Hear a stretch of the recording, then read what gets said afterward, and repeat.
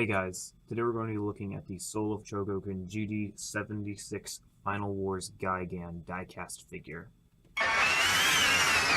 So let's get started off with the box.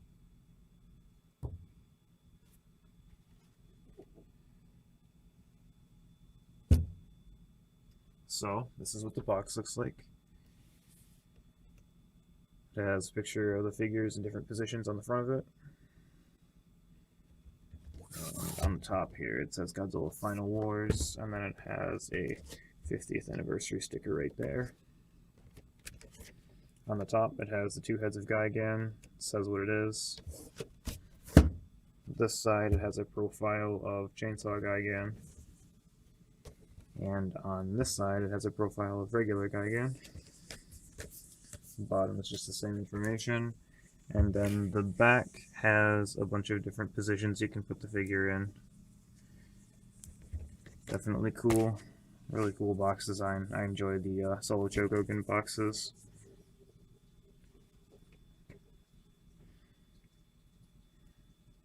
So here is Gigan himself, and right off the bat you can tell that this figure is very blue. That's one of the things that makes this kind of different from a lot of the other Gigan figures that's out there right now. It's so blue. There's not very much shading on this, but I think that makes it stand out really, really nicely. I definitely like this a lot because of this reason. At first, I almost turned away because I didn't like how blue it was in pictures I saw, but when I saw it in person, I had to get it. It was amazing. So, basically, the detail on these Chogokin figures is very good.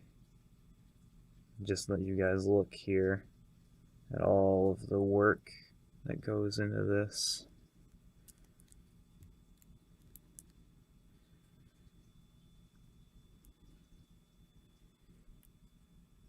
Definitely really cool. A lot of different sculpted pieces attached, all really nicely done.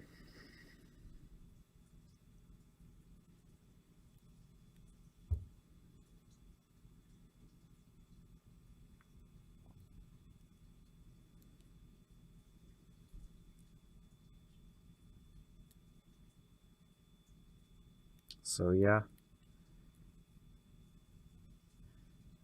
it's all this blue color, very metallic blue. The whole thing is very shiny, and then it has this really bright red highlights here for his wings and on his eyes.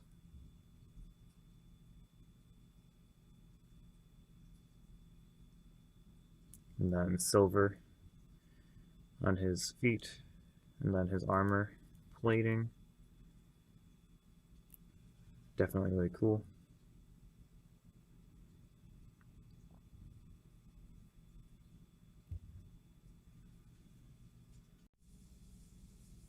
Let's get onto his articulation. So these Chogokin figures are super articulated in a similar way to the SH Monster Art line. So basically you're going to get a full range of motion in just about everything. His arm's going to go around in the shoulder area and back and forth.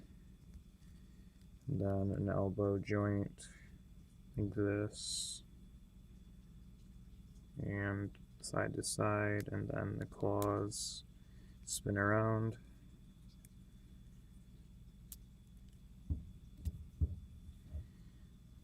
His head can move back a little bit right there, and then it's detailed in there so you can see that.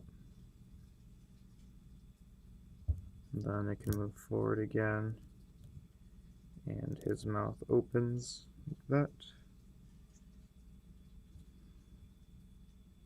And then his legs kind of like click and shift into different positions, spread out awkwardly far so you can have them do the splits.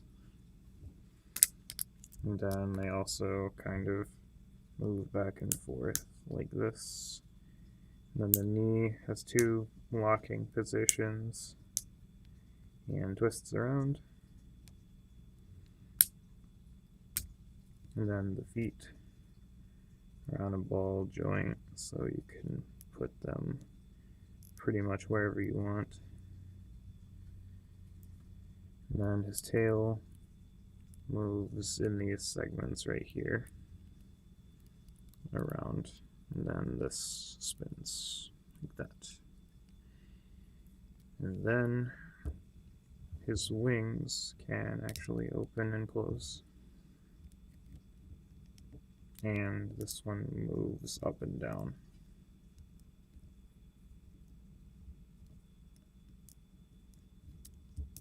Locks in up there, so you can have it higher than the rest.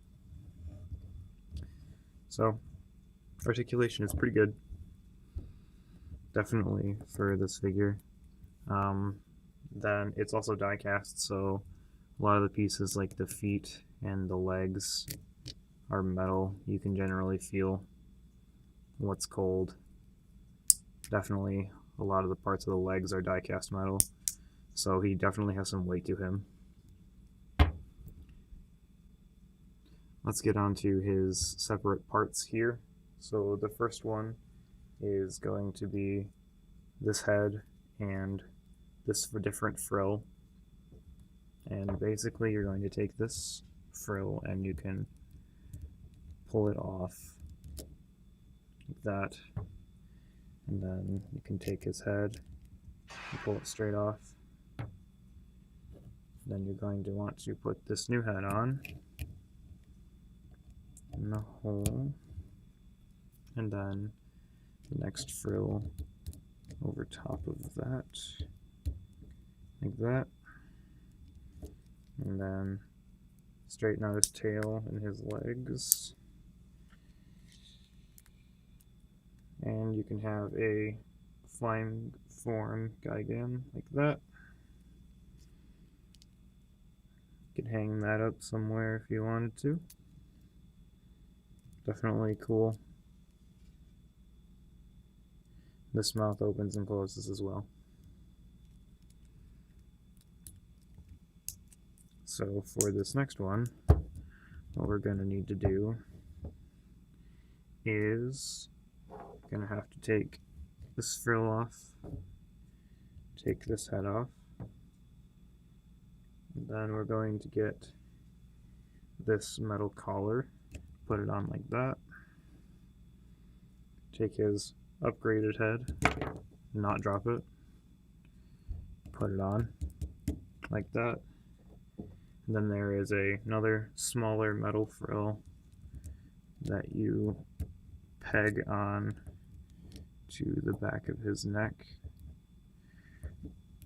like that, and then you take his claws and they twist off at the wrist. Then you take the chainsaw parts, which these are hard plastic, and then these are vinyl, and you can put them in the holes. See, there's little holes in here, and then they go in these pegs. The plastic ones are a lot easier to put on than the vinyl ones, because the vinyl ones will bend and you can't line them up. But you go like that, and then you have an upgraded Gigan. And he has chainsaws and kills Mothra in like a terrible fight.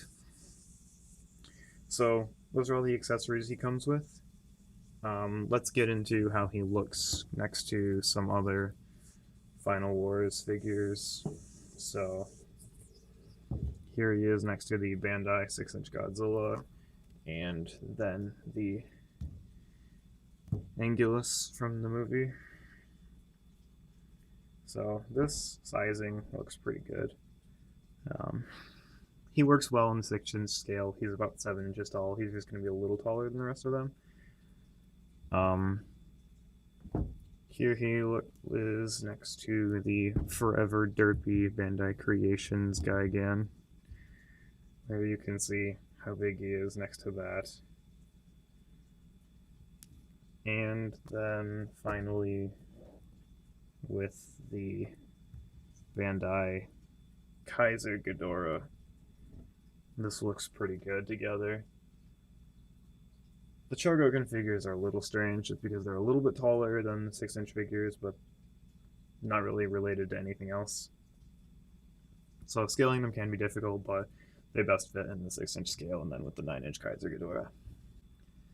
So overall, the Chogokin Final Wars Gigan is a really cool, really high quality figure. I'm very impressed with the work put into this.